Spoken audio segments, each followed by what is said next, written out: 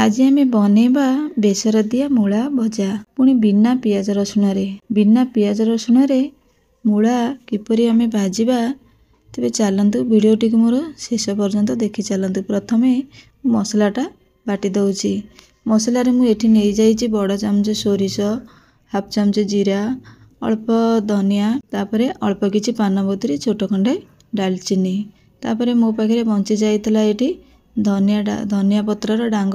मु ताको नष्ट न करी एथिरे मसला सहित बाटी दउची। छोट खंडे अदा।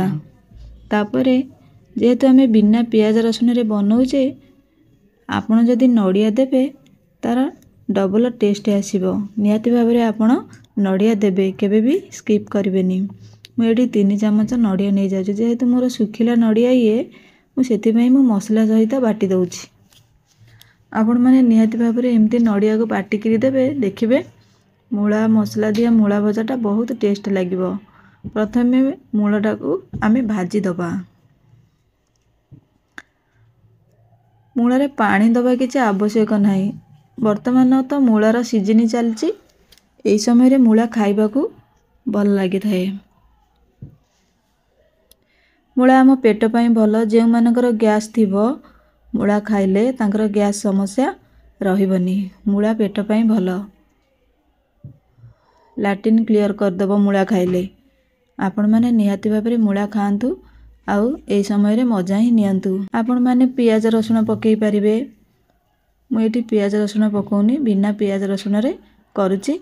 आउ बिना पियाज रसुण रे मते बहुत भल लागे। पाखा पाखी मोर एठी सिझी गलानी अधा। मु एठी लंका गुंड लूण तो मु आगरु पकई देइथिली। तापरे लंका गुंड हळदी गुंड पकई मसलाटा को देई दउची। वीडियोटी के मोर शेष पर्यंत देखिथिबारु आपनको बहुत बहुत धन्यवाद। रेसिपीटा जदि मोर आपनको मन को पाई थाए तापरे मो चैनल को सब्सक्राइब करिवे, छोट लाइक टिए करिवे, सांग मानक पाखकु शेयर करिवे। मसलाटा मु पकई दउची। ए समय रे मूलारू जो पानी हमर बाहरला सेई पानी दिरे मूला सिझी गला, सिझी जाइछि। आउ जहा थिबो एई मसला कसेइबा भितरे से सिझी जिवो। जेहेतु सोरिषर भागटा अधिक अछि, बेसी कसेइबा किछि दरकार नाही। ए कम पानी रे हेइ जिवो। हेइ गलानी मोर मूला भजाटा। आपण माने एई भली प्रकार करी करी खाइबे।